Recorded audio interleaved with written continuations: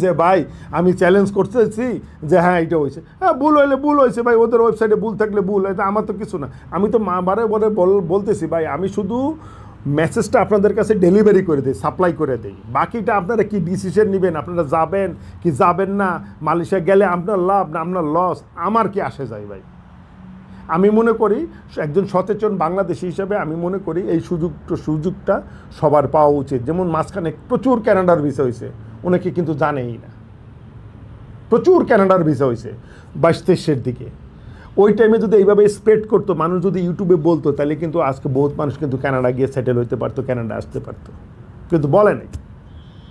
আমিও জানতাম না, তখনও আমি ইউটিউব ওইভাবে শুরু করি নাই, আমিও জানতাম না। এখন যেহেতু আমি জানি, যে কোনো জায়গায় জানি, যদি আমি কোনো স্কোপ পাই যে কোনো দেশে বাংলাদেশি যাবে, আমি চাইব প্রচুর লোক বাংলাদেশিরা দেশের বাইরে থাকে। কারণ বাংলাদেশে দেশের ভিতরে কর্মসংস্থানের খুবই কম, আর দেশের দিন দিন যেভাবে পরিস্থিতি হচ্ছে, জটিল হতেছে, এই মুহূর্তে যদি কেউ দেশের বাইরে যাইতে চায়, ভাই ওয়েলকাম ভাই, আপনি যান, চেষ্টা করুন। আমি দেলোয়ার হোসেন হিরো, নিউজ বিডি ভিশনের পক্ষ থেকে দূরে এবং কাছে, দেশে এবং বিদেশে যে যেখান থেকে আমাকে এবং আমার এই ভিডিওটি দেখবেন, সাউথ ফ্লোরিডা, ইউএসএ, আমেরিকা থেকে সবাইকে জানাই আরেকবার প্রীতীয় শুভেচ্ছা। আজকে আবার আরেকটা ভিডিও নিয়ে আপনাদের সামনে হাজির হয়ে গেলাম। বিষয়টা হলো কি, বাংলাদেশের সমসাময়িক প্রসঙ্গ নিয়ে। কারণ বেশ কিছুদিন যাবৎ না আমি মালয়েশিয়া এবং আমেরিকা আসা যাওয়া নিয়ে কিছু ভিডিও আপলোড করতেছি, তো ওখানে অনেক কমেন্টস আসে, অনেক কিছু রিকোয়েস্ট করেন, তো সেই সুবাদে ভাবলাম যে একটু ক্লিয়ার করা উচিত আপনাদেরকে। অনেকে অনেক প্রশ্ন করে, কারণ এই যে কিছু লোকে আবার প্রশ্ন করে যে ভাই আপনি এত বেশি কথা বলেন, এত ভিডিও এত লম্বা হয় কেন। তারপরেও ভাই মেসেজ করে মানুষ, ভাই ভিসা কি চালু হয়েছে? ভাই যারা মালয়েশিয়ার ভিডিও আপনারা দেখতেছেন, তারা কি মনে করেন আমি ক্লিয়ার বলি নাই যে কী অবস্থাটা? আর ভিডিওতে তো বিস্তারিত সব কিছু ভাঙিয়ে বলছি, তারপরেও ভাই প্রতিদিন আমার মেসেজের উত্তর করতে হয়। কারণ আমি বলছি ভাই আর 2-4-10টা ইউটিউবারের মতো আমি না ভাই, ওই ভিউ পাওয়ার জন্য মিথ্যা কিছু কথা বলার পরে আর আমার কোনো কমেন্টসে থাকবে না, মানে ওইটা দেখে সবাই লাফায়া ভিডিও দেখবে, তারপরে সাবস্ক্রাইবার বাড়বে। সাবস্ক্রাইবার বাড়ার কমা বা এটা আপনাদের ইচ্ছার কাছে নির্ভর করে। তবে রিকোয়েস্ট করবো, আমি যদি কোনো ভালো কাজ করে থাকি, ভালো তথ্য দিয়ে থাকি, অবশ্যই আপনারা সাবস্ক্রাইব করেন, এটা আপনাদের কাছে আমার দাবি ভাই, যদি ভালো লাগে। কিন্তু ওই যে মিথ্যা প্রলোভন দিয়ে, মিথ্যা কথা দিয়ে যে ভাই ভিউ নিমো কিংবা ইউটিউব দিয়ে টাকা কামাইতে হবে ভাই, এটা কিন্তু পুরাই ভুল ধারণা। এই যে ভাই গত 1 মাসে আমার ইউটিউবের কামাই হলো $41। অনেকে ভাই আপনি তো ভালোই মাল কামাইতেছেন, ঠিক কথাটা এইভাবেই লিখছে ভাই, ইউটিউবে আমার গত মাসে $41 কামাই। এই যে গতকালকে একটা ক্যামেরা কিনছি, সনি একটা ছোট্ট গোপ্রোর মতো ক্যামেরা কিনছি, ক্যামেরাটার দাম পড়ছে $1100 উইথ ট্যাক্স। তার মানে বাংলাদেশি টাকায় প্রায় 1,40,000 টাকা, 30 থেকে 40,000 টাকার মতো পড়ছে শুধু এই ক্যামেরাটা। আর এর সাথে আনুষঙ্গিক আরও জিনিস কিনবো, তা সব মিলে মনে করেন 1.5 থেকে 2 লাখ টাকা খরচ শুধু একটা ক্যামেরার জন্য। যেহেতু রাশিয়া যাব, ইউরোপ যাব, তো ওইখানে গেলে রাত্রের ভিডিও করতে গেলে, কারণ গোপ্রোতে কিন্তু রাত্রের ভিডিও হয় না, তো ওই জন্য সনি এই সবচেয়ে লেটেস্ট ভার্সন যেটা ছোট্ট ক্যামেরা, গোপ্রোর কার্বন কপি, গোপ্রোর চেয়ে ছোটো একটা ক্যামেরা বের করছে।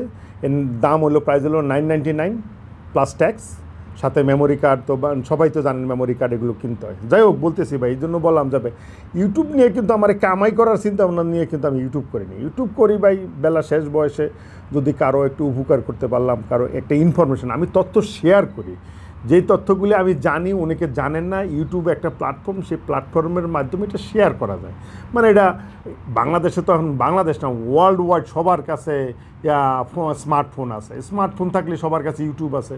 তো ইউটিউবের ভিতরে অনেক কিছু জানা যায়, যেমন আমিও নিজে অনেক কিছু জানতেছি, এক্সপেরিমেন্ট করতেছি, অনেক কিছু জানলাম। যেমন গতকালকে আমিও কিছু ইউটিউব দেখি, আমিও যে আপনাদের মতো না, আমিও বা ইউটিউবে দেখলে বিভিন্ন ধরনের বিভিন্ন লোকের ব্লগ দেখি, যেখান থেকে কিছু শিক্ষণীয় জিনিস আছে। যাই হোক, যে প্রসঙ্গটা নিয়ে আজকে কথা বলবো ভাই, বাংলাদেশের পরিস্থিতি ভাই ভয়াবহ ভাই।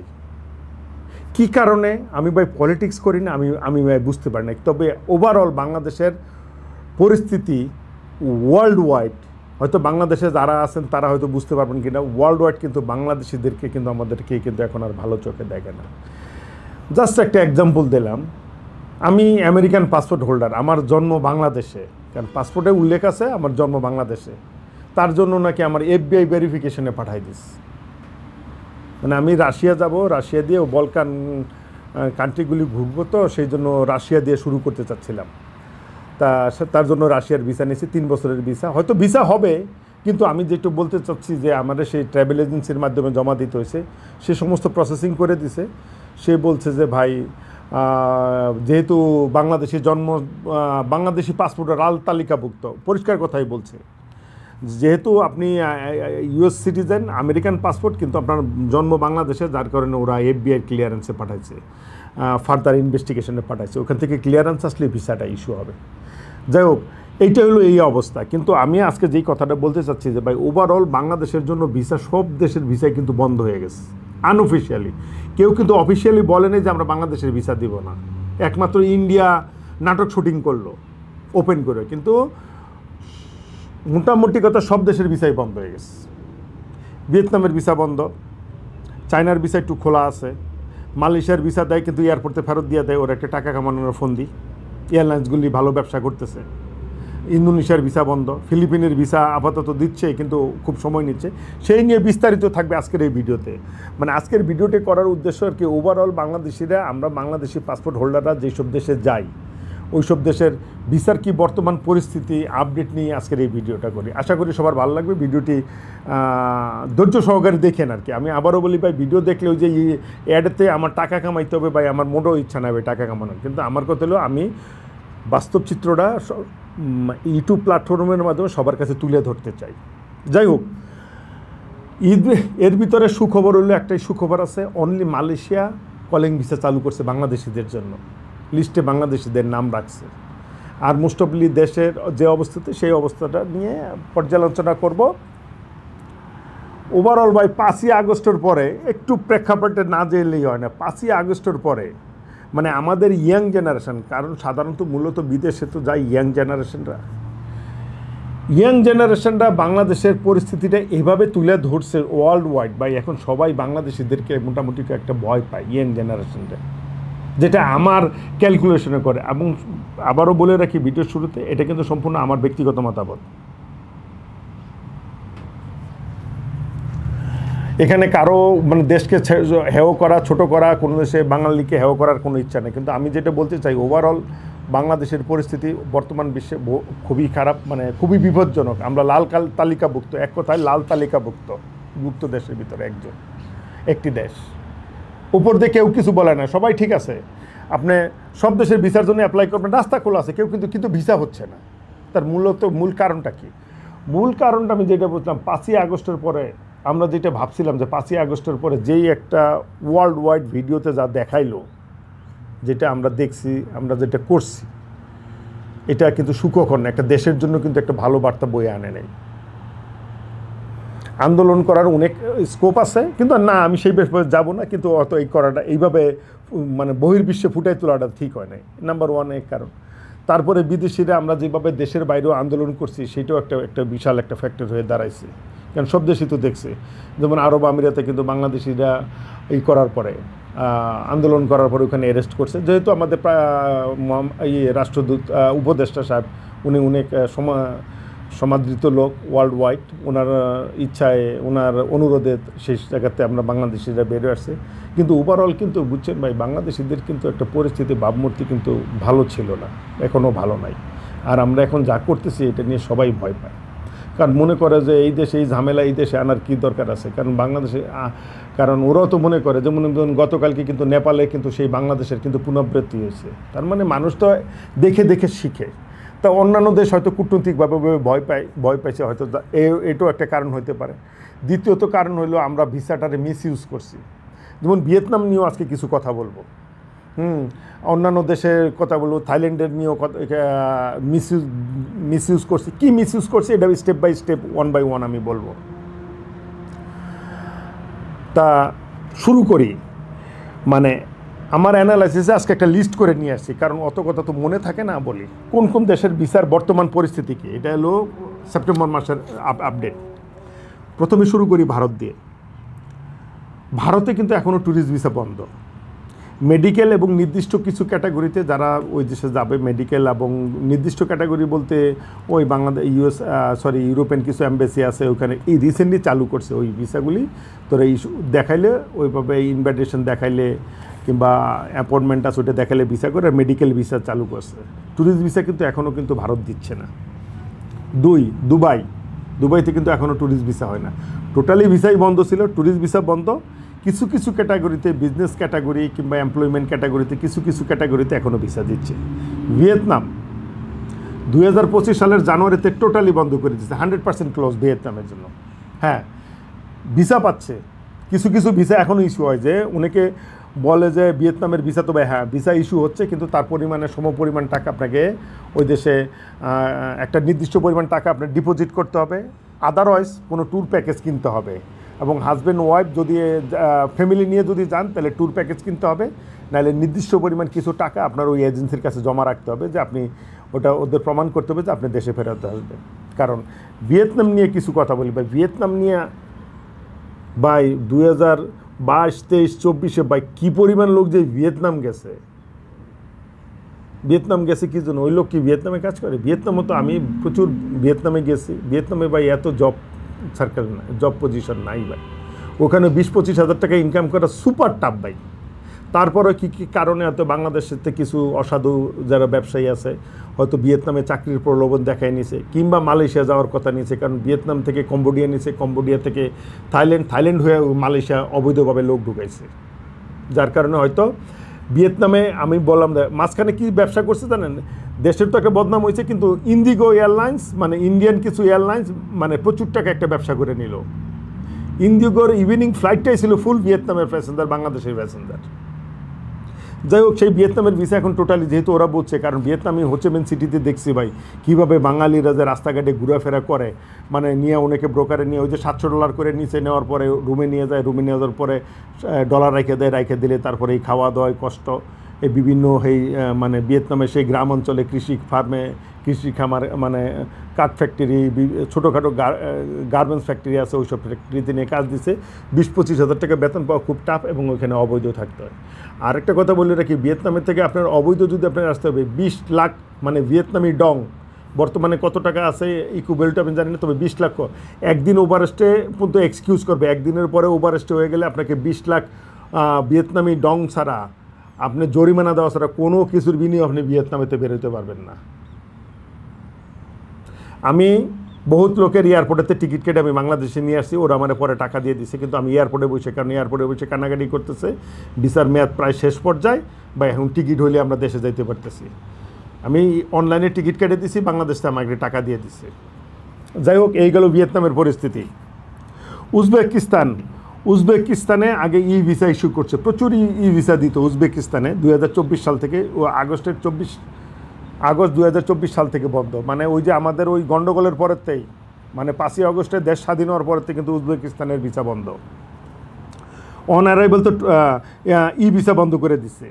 আচ্ছা, মিশর, ইজিপ্টের অন অ্যারাইভেল ভিসা বন্ধ। এমবিসিতে আবেদন করতে পারবেন শর্ত সাপেক্ষে, কিন্তু ভিসার রেশিও খুবই কম। তুরস্ক, রিজেকশন রেট মানে 97% রিজেক্ট হয়ে যেতেছে ভিসা। ইনভাইটেশন থাকলে বিজনেস এবং মেডিকেল ভিসা করা সম্ভব। ইন্দোনেশিয়া, স্টিকার ভিসা প্রয়োজন, যদিও ইন্দোনেশিয়া বাংলাদেশিদের জন্য ই ভিসা চালু করছে, বাংলাদেশিদের ওয়েবসাইটে গেলে ই ভিসা, যেহেতু যখনই আপনি বাংলাদেশি ন্যাশনালিটি সিলেক্ট করবেন তখন আর আপনি আগে নেক্সট স্টেপে আর যাইতে পারেন না, মানে এখনও আপনাদেরকে ই ভিসা নিতে হবে ইন্দোনেশিয়া যাইতে হলে, এবং এটা অনেক সময় সাপেক্ষ লাগে, 2-3 মাস লাগে, এখন তারপরও ভিসা দেয় না।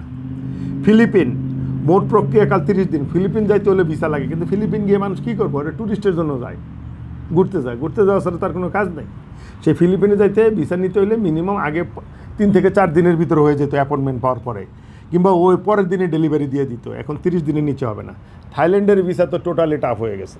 থাইল্যান্ড নিয়ে কিছু কথা বলি ভাই, থাইল্যান্ডেরও আমরা কিছু লোক বিভিন্ন দেশের থেকে ই ভিসাটার মানে মিসইউজ করছি, মানে মালয়েশিয়া থেকে 2 নম্বর কাগজ দিয়ে ই ভিসা করে নিছে, কম্বোডিয়া থেকে করছে, লাওস থেকে করছে, সিঙ্গাপুর থেকে করছে, মানে সিঙ্গাপুরে ওই অনলাইনে সাবমিট করতে হয়, ওরা তো যাচাই বাছাই করে না, ওইভাবে করে দিয়ে কিন্তু থাই ই ভিসার সিস্টেমটারে কিন্তু একদম শেষ করে দিছি আমরা। মানে যারা জেনুইন ট্যুরিস্টার, যারা জেনুইনভাবে থাইল্যান্ডে বিজনেস কিংবা ঘুরতে যাইতে চান, তাদের 12টা বাজায় দিচ্ছে। যাই হোক, এখনও থাইল্যান্ডের ভিসা হয়, ই ভিসা হয়, কিন্তু 30 দিন সময় লাগে, 40 থেকে 50 দিন সময় লাগে। রিজেকশন রেট বেড়ে গেছে, মানে এখন ভিসা হওয়া খুবই টাফ, সুপার টাফ। সিঙ্গাপুরের ভিসা হয়ে যায়, দ্রুত ভিসা দিয়ে দেয়, কারণ সিঙ্গাপুরে গিয়ে অবৈধ থাকা যায় না, অবৈধ থাকতে গেলে অনেক ঝামেলা। রিজেকশন রেট বেশি, কিন্তু রিজেকশন রেট বেশি। চায়না এখনও ভিসা পাওয়া যায়, অ্যাপ্রুভালের হার ভালো, চায়নাতে অ্যাপ্রুভালের হার ভালো, কিন্তু সমস্যা আছে, কনফার্ম টিকিট এবং হোটেল বুকিং লাগবে। আপনি চায়না যাওয়ার পরে আপনার 100% কনফার্ম টিকিট ওরা চেক করে, ওরা ঘরের ভিতরে নিয়ে দুনিয়ার যত জিজ্ঞাসাবাদ করে, এত ইজি না। ভিসা পাওয়া যাচ্ছে, কিন্তু চায়না ঢোকা সুপার টাফ, চায়না থেকে প্রচুর পরিমাণ লোক ডিপোর্ট করে দিতেছে। আপনি কনফার্ম বুকিংটা, এবং যেই হোটেলে ঠিকানা দিয়েছেন, মানে বুকিং দিয়েছেন, ওই হোটেলে পরে আবার যাই গিয়ে আপনি সেই হোটেলে ছিলেন কিনা, ওই হোটেলেও ফোন করে কনফার্ম করে যে আপনার নামে কোনো বুকিং আছে কিনা। আর দিন দিন আর এইসব কারণ হলো বাংলাদেশিরা আমরা মানে সমস্ত ভিসাটারে মিসইউজ করছি। আর ওই যে আগেই তো বললাম ভাই, 5ই আগস্টের পরে আমাদের পুরোপুরি মোটামুটি কথা আমাদের সিস্টেমটাই টোটালি চেঞ্জ হয়ে গেছে আর কি, আনঅফিসিয়ালি। আমি বলি না যে অফিসিয়ালি সে কি একই ইন্ডিয়া বন্ধ রাখছে, আর সব দেশের জন্য আপনি অ্যাপ্লাই করবেন, আপনার জমা নিবে কিন্তু ভিসা দিবে না।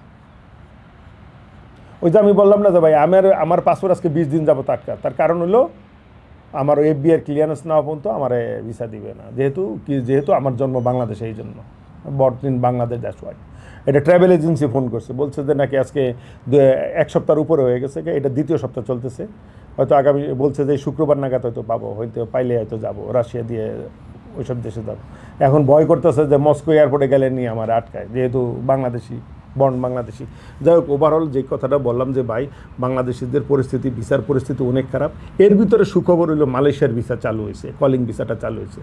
এইটা যাতে মিসইউজ না হয়, আর সবাইকে আবারও বলি ভাই, মালয়েশিয়া যারা যাইতে চান তাদের জন্য আমি বিনীত হাতে রিকোয়েস্ট করে বলি ভাই, যেই কাজ জানেন ওই কাজের জন্য যান। এইবার কিন্তু মনে করেন না আপনি যদি পলান, ওইখানে যাওয়ার পরে যদি আপনি পলান ভাই, আপনার নামে কিন্তু হবে ভাই, ওই ব্ল্যাক লিস্টেড করে দিবে, আপনি মালয়েশিয়া থেকে বেরোতে পারবেন না, এবং 100% আপনার কিছুদিন জেল খাটতে হইব, কিংবা বেরোনোর যে কী সিস্টেমটা এখনও বলে নাই, কিন্তু ওরা বলছে যে কোম্পানি ব্ল্যাক লিস্টেড করে দিবে, মানে ইমিগ্রেশন ব্ল্যাক লিস্টেড করে দেবে। এবং এটা বাধ্যতামূলক এবার, যে কোনো কোম্পানিতে লোক যদি মিসিং হয়ে যায়, সেই কোম্পানি পুলিশ রিপোর্ট করে ইমিগ্রেশনে সাবমিট করবে, তার পাসপোর্টের কপি সহ ইমিগ্রেশনে সাবমিট করবে। এবং আরেকটা কথা বলি, এইবারে যে নতুন করে বাঙালিরা যাবেন, তাদের জন্য কোনো কিছুর বিনিময়ে মালয়েশিয়ান বিয়ে করতে পারবেন না, এটা পরিষ্কার করে দিছে। ওই পেপারে আপনি সাইন করে তারপরে যাবেন।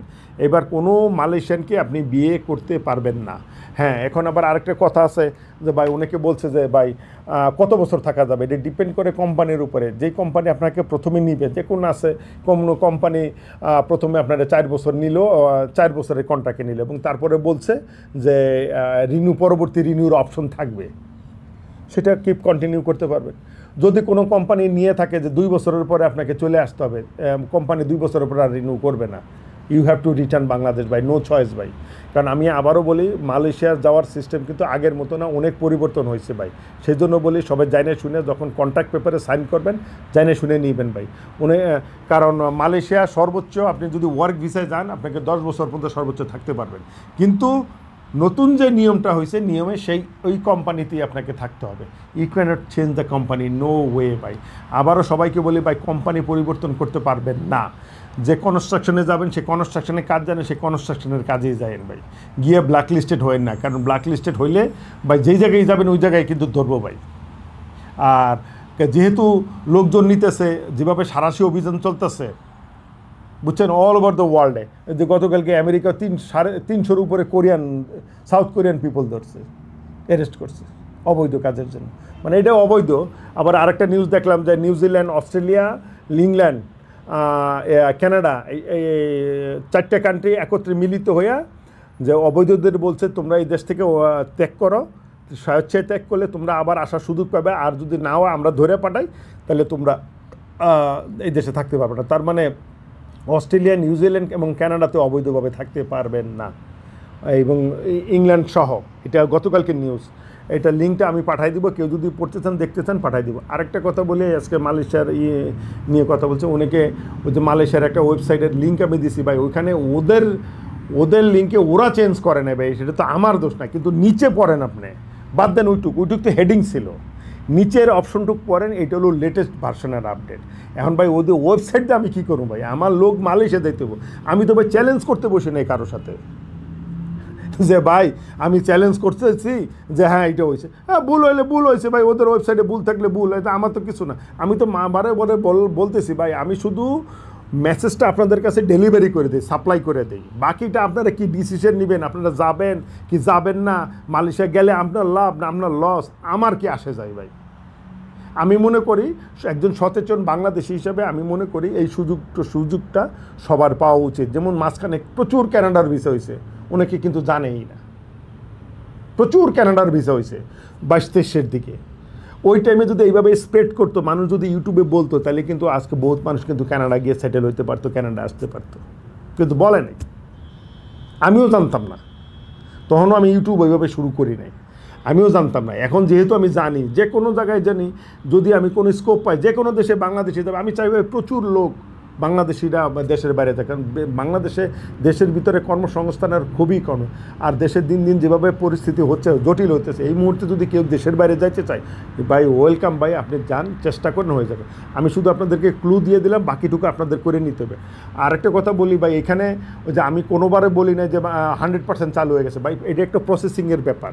মালয়েশিয়া থেকে ওয়ার্ক অর্ডারের প্রসেসিং আসবে, সেইটা বাংলাদেশের কোনো এজেন্ট দিবে, বাংলাদেশের এজেন্টের কাছে আসার পরে সে মেডিকেল করবে, সে পাসপোর্টের জন্য সব কিছু প্রসেসিং করবে, সেটা একটু সময় সাপেক্ষ। আমি শুধু এইটুকু বলতে চাই ভাই, চোখ কান খোলা রেখে কোনো নির্দিষ্ট কোনো এজেন্সি, ভালো মানুষ এখনও আছে, ভালো এজেন্সির সাথে যোগাযোগ করেন, যখনই ওদের কাছে কাজ আসবে দেখা যাবে যে আপনারটা হয়ে গেছে। দেখা গেল যে ভাই আপনি ঘুমাই রয়েছেন, ওই কবে কাজ আসবো, আস্তে আস্তে দেখা গেল যে ও 500 কাজ পাইছে, 500 লোক নেওয়া শেষ হয়ে গেছে, তাই না? আপনার লাভটা কি? আমি শুধু আপনাদের ঘুম ভাঙাই দিতেছি ভাই, প্লিজ ভাই আমাদের কেউ ভুল বুঝবেন না, আমি কোনো ব্রোকার না, আমি কোনো এজেন্টও না, আমি চাই বাংলাদেশিটা। কারণ আপনারা যারা যাবেন সেটা কেউ আমার ছোট ভাই বেড়াদার কিংবা কোনো আমার ছেলে সন্তানের সন্তান সমতুল্য বয়সী, আপনাদের কাছে আমার অন্য কোনো কিছু চাওয়ার নেই। যাক আজ এই পর্যন্ত, সবাই ভালো থাকবেন, সুস্থ থাকবেন। আবারও বলি, মালয়েশিয়া যাওয়ার একটা সুবর্ণ সুযোগ আছে, সুযোগটা সবাই কাজে লাগান যারা মালয়েশিয়া যাইতে চান। আর আমেরিকার পরিস্থিতি ভাই দিন দিন ভয়াবহ, আরও ভয়াবহ হচ্ছে। আমি এই ব্যাপার নিয়ে আরেকটা পরবর্তী ভিডিওতে বলবো, আশা করি সবাই আমার সাথে থাকবেন, পাশে থাকবেন। আর যদি আমি আবারও বলি, যদি মনে করেন যে আপনার আমার এই কথার বিনিময়ে আপনার কেউ উপকার হয়েছে কিংবা কোনো আত্মীয় স্বজনের উপকার হয়েছে, উপকার করতে চান, হয়তো ভিডিওটি শেয়ার করে দিন। আর যদি ছোট্ট একটা টাচ করলেই কিন্তু সাবস্ক্রাইবার হয়ে যায়, তাহলে মনে করেন একটু উৎসাহ পাই। ভালো, আমি বললাম না ভাই যে এই যে 1.5 লাখ টাকা ইনভেস্ট করলাম শুধু এই ক্যামেরার জন্য, ইউরোপে ভিডিও করার জন্য, তা 1.5 লাখ টাকা কি আমি ইউরোপ থেকে কামাইতে পারবো? প্রশ্নই উঠে না ভাই। আমার যে চ্যানেল, যে সাবস্ক্রাইবার, আমার অত সাবস্ক্রাইবার না, অত ভিউয়ার নেই, যাই হোক অসুবিধা নেই। আমার সফলতা এই জায়গায়, মানুষের উপকার হইলে, যদি একটা মানুষের উপকার হয় আমার ভিডিও থেকে, আমি মনে করি যে আমি সফল, আমি একজন সফল ইউটিউবার। সবাই ভালো থাকবেন, সুস্থ থাকবেন, আমার জন্য দোয়া করবেন। আজকের ভিডিওটা অনেক লম্বা হয়েছে, তার জন্য আবার হাত জোর করে ক্ষমা প্রার্থী। আল্লাহ হাফেজ।